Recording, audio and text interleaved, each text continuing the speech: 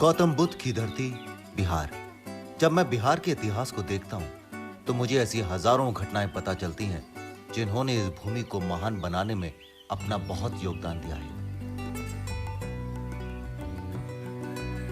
भारत का आजादी का संघर्ष भी उनमें से एक है।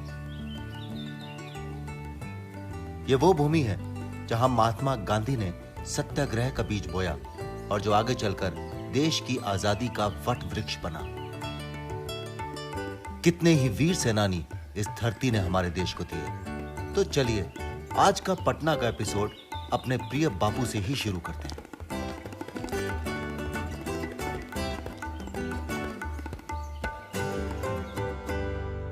आप अगर बिहार आए और राष्ट्रपिता महात्मा गांधी के बारे में ना सोचें तो ऐसा बिल्कुल संभव नहीं। हम सब जानते हैं कि बापू ने भारत की आज़ादी के लिए अनेकों सत्याग्रह की यात्राएं की, लेकिन उनकी सबसे पहली सफल सत्याग्रह की यात्रा यहीं बिहार में 1917 में चंपारण से शुरू हुई। यह वही यात्रा थी जिसने पहली बार अंग्रेज़ों को उनकी नींद से जगाया। यह वही यात्रा थी जिसने पहली बार अंग्रेज़ों को बापू की सोच और अस्तित्व का एहसास करवाया। यह स्मारक बापू की आज़ादी की लड़ाई के उसी जुनून को समर्पित है और मैं आज का एपिसोड उन्हीं की छत्र छाया से शुरू कर रहा हूँ।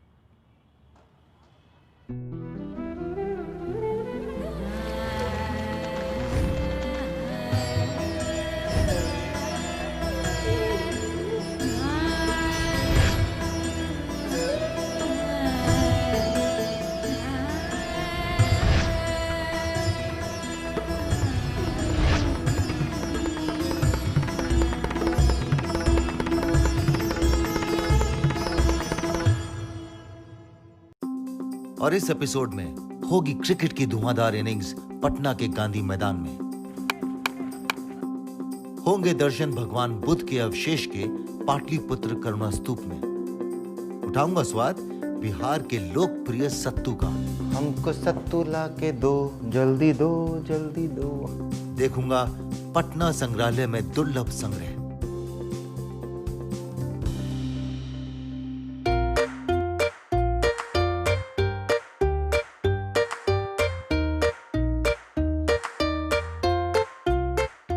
गांधी मैदान पटना का एक प्रख्यात और ऐतिहासिक मैदान है और इस शहर के नक्शे पर एक बड़ा लैंडमार्क है। यहां पर महात्मा गांधी की विश्व भर में सबसे लंबी प्रतिमा स्थापित है।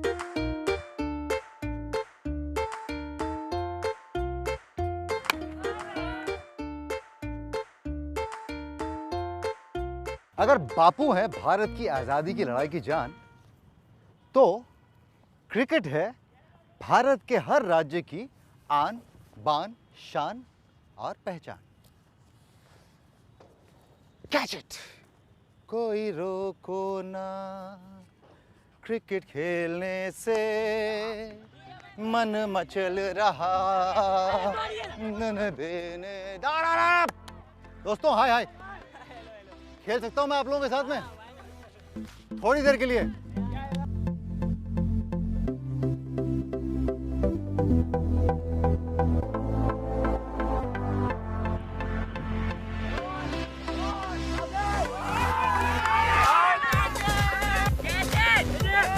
जब मैं छोटा था तो हर लड़के की तरह क्रिकेट का दीवाना था। भरी दोपहर में दोस्तों के साथ कंधे पर बैट रखकर निकल जाना और तब तक खेलते रहना जब तक मम्मी की आवाज ना आए।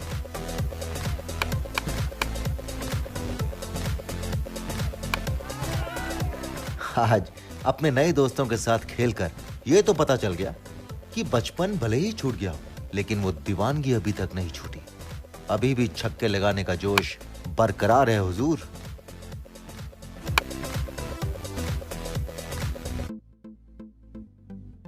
यहां आकर यह जोश हेलीकॉप्टर में उड़ने लगा, क्योंकि यही वो धरती है जहां हेलीकॉप्टर शॉट के महारथी महेंद्र सिंह धोनी ने जन्म लिया था। तो है ना, रग रग में गंगा और कण कण में क्रिकेट।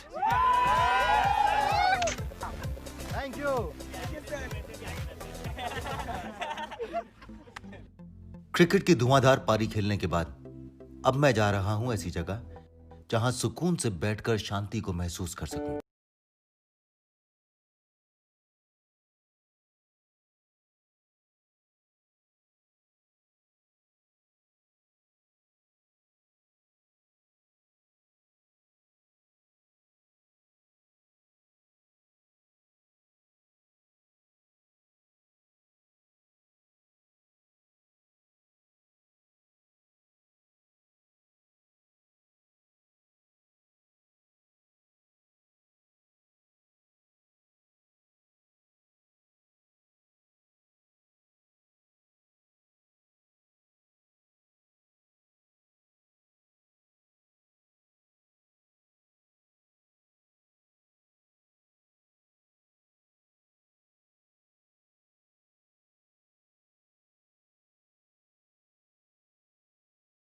यहाँ 5 देशों से लाए गए गौतम बुद्ध के अस्थि अवशेष यानी रेलिक्स हैं। इन सब के अलावा एक अस्थि अवशेष स्वयं दलाई लामा ने इस स्तूप को भेंट किया था।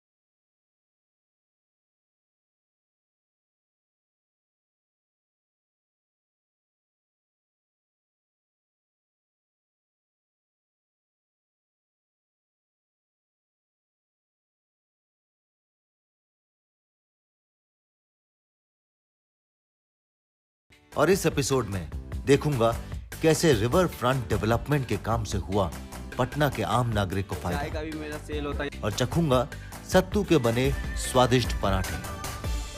मिर्ची गई? अच्छा।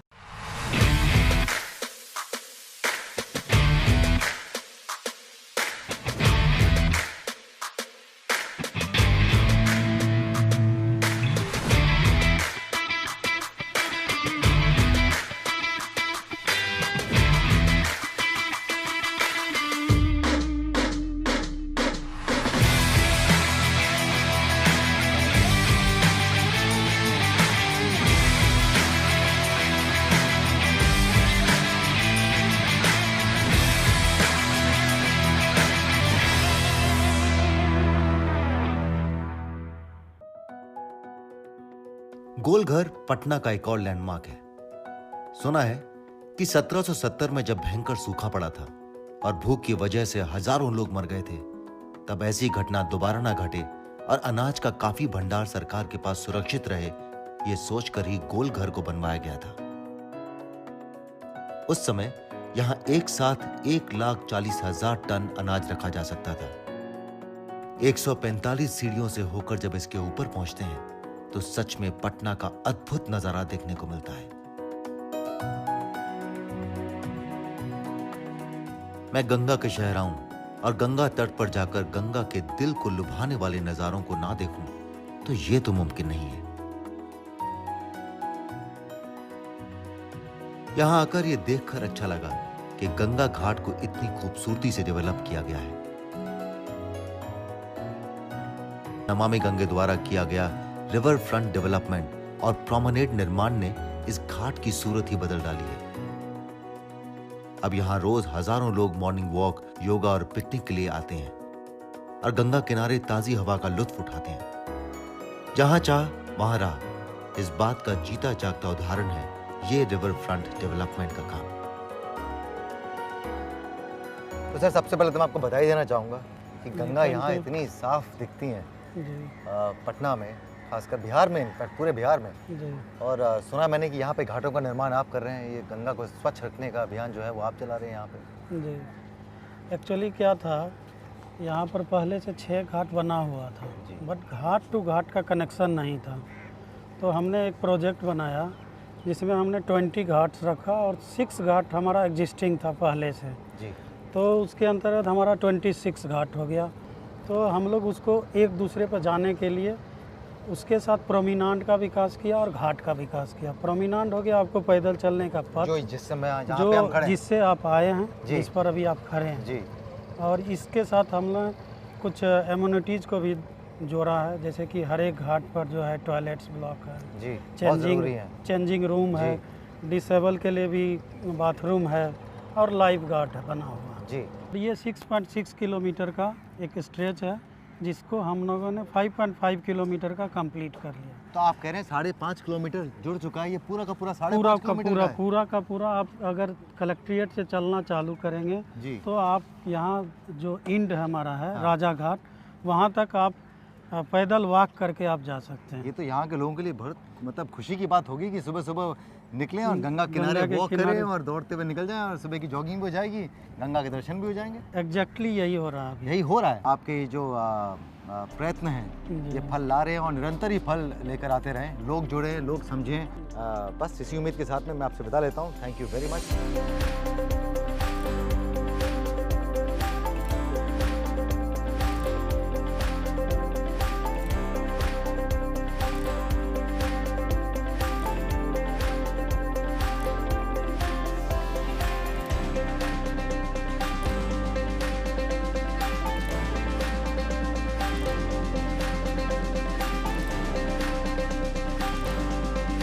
हम लोग का ये फायदा है कि जब आते हैं हम लोग शांतिपूर्वक, घर कोई भी ऐसी टेंशन है आए शांतिपूर्वक थोड़ा बैठ के अपने मन को शांत किए हैं। ये हम बहुत दिन के बाद आए हैं, जब हमारी नई नई शादी कल हुई है और आज गंगा जी का पूजा है जिसको हम लोग चौथारी बोलते हैं। चौथारी पूजने जब गंगा जी आए हैं तो देखें यहाँ पर पानी साफ है। खाली पॉलीथीन कचरा से सब भरा रहता, आज कहीं भी कचरा पॉलीथीन गंदगी नहीं। हम खुद एक स्टूडेंट हैं साइंस कॉलेज के और ये हमारे दोस्त है और फिर यहाँ पर हम लोग यहाँ पे पढ़ भी लेते हैं, यहाँ पे हम लोग स्नान भी कर लेते हैं, फिर यहाँ पे हम लोग मनोरंजन की सुविधा भी है। जब ये नया बन गया तो यहाँ पे सुबह शाम मॉर्निंग वॉक के लिए भी आदमी आते हैं, चाय का भी मेरा सेल होता है। गंगा जी आते हैं यहाँ पर और सर सफाई रहता है। पहले तो बहुत कचरा था, कुछ था, आने में वो लगता था, लेकिन अब सर सफाई अच्छा है तो मन करता है आने का। पहले मतलब ज़्यादा कचरा था, साइड वाइड में बैठने प्रॉब्लम होता था, अब ऐसा कुछ नहीं है। सबसे अच्छा तो यहाँ ये बात है कि यहाँ पे मधुबनी का ये पेंटिंग आई है।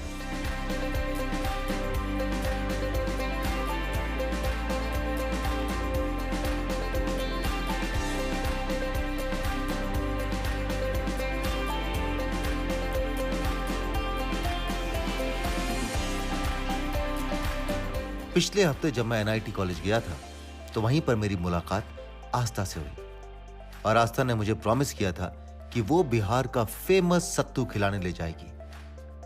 तो आस्था, ये रहा राजीव तुम्हारे हवाले। वो कहते हैं ना, अगर आप दिल से कुछ मांगो तो पूरी कायनात मदद करती है आपको उसे हासिल करने में। तो बस मन में ख्याल आया और देखिए मुझे यहाँ कौन लाया। ये है आस्था। हेलो। ये हमसे पूछी, आप सत्तू खाए हैं? बोला नहीं ना खाए हैं। और आज ये हम ले आई सत्तू खिलाने के लिए, टेस्ट कराने के लिए। बिल्कुल बिल्कुल। अच्छा ये बताओ आस्था कि सत्तू, मुझे मालूम है चने का बना होता है, लेकिन सत्तू के कितने प्रकार के व्यंजन बनते हैं? सत्तू के बहुत सारे बनते हैं। एक्चुअली बहुत सारे बनते हैं। Sattu is the one ingredient which can be like mix with sugar और सॉल्ट बोथ। अच्छा। उसको रॉ कंज्यूम कर सकते हैं, उसको स्टफिंग करके कंज्यूम कर सकते हैं। रॉ कंज्यूम कर सकते हैं? हाँ, एक्चुअली सत्तू का जिसको कहते हैं तासीर, बेसिकली वो ठंडा होता है। अच्छा। तो जब आपको कोई ऐसी जैसे जिसको गैस्ट्रिक प्रॉब्लम्स हो या जनरली भी मॉर्निंग ब्रेकफास्ट के लिए sattu is the best option in Bihar. वो गरीब इंसान भी खाता है, वो अमीर भी खाता है और बहुत जो अमीर है वो भी यही खा रहे हैं। आजकल जितने अमीर लोग हैं ना, सो कॉल्ड अमीर लोग, वो गरीबों का खाना ही खाते हैं, जिसे सो कॉल्ड गरीबों का खाना, जबकि वो बहुत अमीरों का खाना है क्योंकि वो खाना बहुत पौष्टिक होता है। सत्तू भी सुना मैंने बहुत पौष्टिक है। बहुत ही ज़्यादा। सबसे पहले कोलेस्ट्रॉल की कोई प्रॉब्लम नहीं है, ऑयल नहीं चाहिए इसको बनाने के लिए, हाँ, अगर आप पराठा बना रहे हैं तो यू कैन यूज ऑयल। हाँ, तब तो आप मजे उठाते हैं, हाँ, लुत्फ उठाते हैं आप। ओके, और क्या क्या बनता है बिहार में? बिहार में और बहुत कुछ लिट्टी है। चोखा? हाँ, लिट्टी चोखा, सत्तू से लिट्टी बन जाती है, सत्तू का पराठा बन जाता है। लिट्टी चोखा बेसिकली कहिए एमएसपी है बिहार का। हाँ, एमएसपी मतलब most selling point. Most selling point, USP भी है, एमएसपी भी है। के साथ चोखा बनता है। चोखा बनता है, चोखा बिल्कुल चोखा होता है, आपको पता है चोखा किसे कहते हैं? मस्त होता है एकदम। तो बातों से मेरा पेट भरेंगी या आप कुछ मंगवाएंगी भी? हाँ, खिलाएंगी भी? बिल्कुल बिल्कुल। हमको सत्तू ला के दो, जल्दी दो, जल्दी दो। शुक्रिया, थैंक यू वेरी मच। ये है सत्तू का पराठा, है ना? सत्तू का पराठा और साथ में लिट्टी वाला चोखा। लिट्टी वाला चोखा। वाह वाह वाह वाह। तो इसके अंदर पूरी ये सत्तू भरा हुआ है। हाँ। मतलब जैसे आलू का पराठा, जैसे गोभी का पराठा, मूली का पराठा। हाँ, वैसे ही सत्तू का वैसे पराठा सत्तू का पराठा। exactly। चलिए। मगर स्टफिंग का डिफरेंस है तो। हाँ, ये गया सत्तू का पराठा मेरे मुंह में। मिर्ची गई? अच्छा, मज़ा भी आया। Okay, very different, very nice. Very healthy. अच्छा है ना? बहुत टेस्टी है। जो ये सत्तू है उसको हाथ से पीसते भी हैं। तो ये तो मतलब मैं बॉम्बे में भी बना सकता हूँ। चने का चने लेके आऊँ, रोस्ट कर लूँ और मिक्सर में पीस लूँ। मगर चने को रोस्ट करने में थोड़ी सी टेक्निक ये होती है कि उसको फुल्ली रोस्ट नहीं करना होता है, उसको सिर्फ गरम करके निकाल लेते हैं। अच्छा, बस सिर्फ कि कड़क हो जाए, पिस जाए। हाँ, सत्तू को तो पीने में भी यूज करते हैं। आप गर्मी के दिन में सत्तू में जीरा, काला नमक और नींबू का रस, ये 3 चीज डालकर, और अगर प्याज हो तो बहुत अच्छा, प्याज और मिर्च छोटा छोटा काट प्याज के, और मिर्च तो मतलब सादे पराठे के साथ भी अच्छा लगता है। तो वो छोटा छोटा काट के और सत्तू में डाल के, और उसको जैसे 3-4 चम्मच सत्तू डाल लिया और 1 ग्लास पानी, और उसको घोल के नमक डाल के पी लीजिए। आपको 2-2.5 घंटे भूख नहीं लगने वाली फर्दर, बिल्कुल भूख नहीं लगेगी। तो कितना किलो लेके जाऊँ मैं सोच रहा हूँ? 5-4? आप ले जा सकते हैं। आप मुझे अपना नंबर दे दीजिएगा, देन आई। सुपर, मुझे कुरियर कर दीजिएगा। तो बिहार कभी आइएगा, सत्तू खाइए बिना वापस मत जाइएगा। और लेके भी जाइएगा। और लेके भी जाइएगा। So thank you very much मेरी यादों में इजाफा करने के लिए, मेरी यादों को बढ़ाने के लिए। I will always, when I think of Bihar, I will always think of Aastha. My pleasure. Thank you very very much. आगे जाऊंगा जादूगर यानी पटना संग्रहालय। तो देखिए कमाल का खजाना है ये, 20 करोड़ साल पुराना पेड़। They first participated in a school online round, and then they moved on to the district round. After that, they moved on to the state and union territory round, and then preliminary round at the Doordarshan Studios. और वहाँ पर भी ये लोग जीते। Amazing. Incredible. It's a game of nerves. Recycling. Wrong. It's a game of knowledge. Green Revolution. Is correct.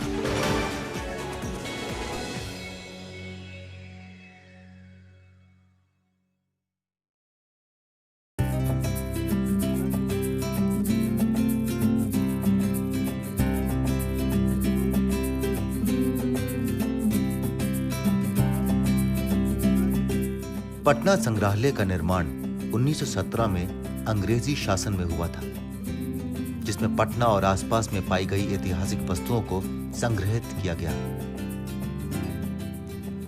Patna संग्रहालय की स्थापना 1917 में अंग्रेजों द्वारा की गई। सोचिए क्षेत्र के कण कण में कितना इतिहास होगा, कितनी ऐतिहासिक धरोहर होगी कि उसे पिरो के रखने की आवश्यकता अंग्रेजों को 1917 में महसूस हुई। उसके बाद अगले 100 वर्षों में इतना खजाना और निकला कि पटना संग्रहालय में जगह कम पड़ने लगी, और इसीलिए बिहार संग्रहालय का निर्माण किया गया, जहां पिछले एपिसोड में मैं आपको लेकर गया था। तो चलिए एक नज़र मारते हैं उस धरोहर पर, जिसे देखने के लिए देश विदेश से रिसर्चर्स और सैलानी सब आते हैं। बिहार की ऐतिहासिक धरोहर इतनी विशाल है कि जितना देखो उतना और जानने का मन करता है।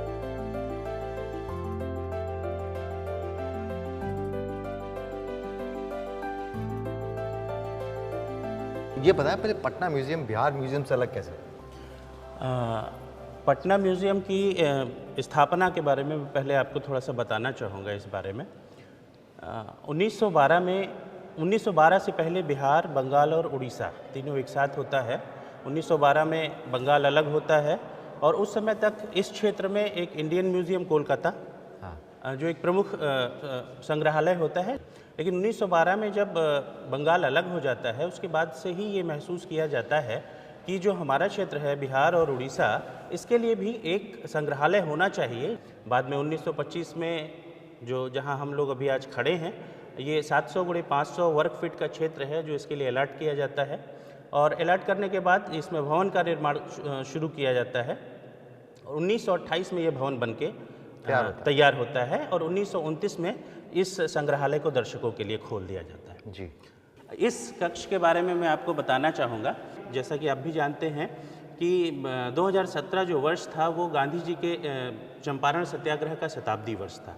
उस अवसर पर 2 अक्टूबर को एक पेंटिंग वर्कशॉप आयोजित की गई। इस कक्ष में आप चित्र प्रदर्शित देख रहे हैं, ये विभिन्न कलाकारों द्वारा, चित्रकारों द्वारा इनका निर्माण वहाँ पे किया गया था, जिसे बाद में हम लोगों ने इस पटना संग्रहालय के इस दीर्घा में प्रदर्शित किया है।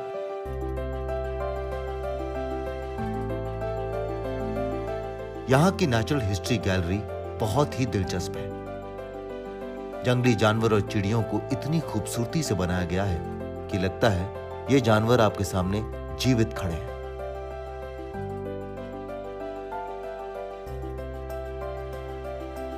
ये जो गैलरी है ये प्राकृतिक इतिहास दीर्घा है। इसमें जो जितने भी जानवर हैं, पक्षी हैं और जो बर्ड्स क्या कहें फ्लाइज हैं, उन सबको यहाँ पे प्रदर्शित किया गया है। बच्चों के स्पेशली जो है बच्चे जो है इन सब चीज़ों को देख के बहुत ही आकर्षित होते हैं। जी, ये बाइसन है। जी जी, इसे ये ओरिजिनल है। इसकी स्किन पूरी ओरिजिनल है और इसके अंदर फिलिंग करके और इसे यहाँ पे किया गया है, स्टेट किया गया। इसका सींग भी ओरिजिनल है? सारी कुछ पूरा ओरिजिनल है। ये इन सबको जो है कोलकाता से परचेज किया गया था 1930s 40s के आसपास। ये जितने भी हैं 1930 से लेकर के 60 के बीच में ये सारे परचेज किए गए हैं और इन्हें यहाँ डिस्प्ले किया गया है। हम देख सकते हैं ये एक फॉसिलाइज ट्री है जो चीड़ का है और ये आसनसोल से मिला था जी। और इसकी जो लाइफ आंकी गई है वो 20 करोड़ साल वर्ष पुराना है। ये तो देखिए कमाल का खजाना है, ये 20 करोड़ साल पुराना पेड़।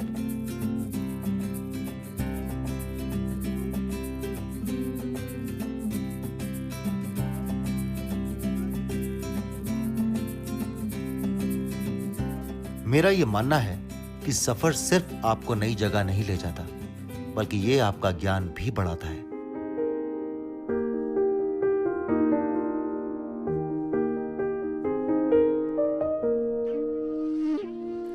धरा पर जब से ये हर शहर से जब गंगा जल को मैं अपने साथ लेकर जाता हूँ तो ऐसा लगता है कि मानो संपूर्ण गंगा मेरे साथ में हो। दिल में उतारो इसे, यही कह रही है। दिल में उतारो इसे। तो लीजिए, देख लिए बिहार, बहुत ही मजा आया। बिहार का लोग हमें बहुत प्यार दिए और एक बात तो हम समझ गए, जब तक बिहार नहीं ना आइएगा, बिहार नहीं ना जानिएगा, यकीन मानिए बिहार का खान पीन, बिहार का रहन सहन, बिहार की संस्कृति, बिहार के लोग वाकई ज़बरदस्त हैं। पिछले एपिसोड में जब मैं दुलारी देवी और विनीता देवी जी से मिला तो एक बात पर यकीन मेरा और बढ़ गया कि दुनिया लाख बुरा चाहे तो क्या होता है, वही होता है जो मंजूर इंसान होता है। क्या था, सिर्फ उन्होंने सपने ही तो देखे थे और सिर्फ अपने सपने ही तो पूरा करना चाहती थी, लेकिन न जाने कितने लोगों ने उनके सपनों की उड़ान के पंख काटने की कोशिश की, मगर जिसे उड़ना है वो उड़ता है, पंख हो या ना हो, अंत में जीत उन्हीं की हुई ना। खैर, आपसे बात करते करते मेरे मन में एक ख्याल भी उठ रहा है कि ये वातावरण तो 40-50 साल पहले था। कहीं आज के बदलते हुए भारतवर्ष में ये सोच कहीं जीवित तो नहीं कि लड़कियों को सपने देखने का अधिकार नहीं? अगर ये सोच जीवित है तो इस पर विचार जरूर कीजिएगा, आपकी इच्छा हो या ना हो। फिलहाल मैं आपसे लेता हूं इजाजत, ये एपिसोड यहीं खत्म होता है। अगले एपिसोड में फिर मुलाकात होगी। तब तक के लिए जहाँ कहीं भी हैं खुश रहिए, मुस्कुराते रहिए और जिनकी बेटियां हैं उनके सपनों को पूरा करने में अपना योगदान दीजिए। गुड नाइट, शब खैर।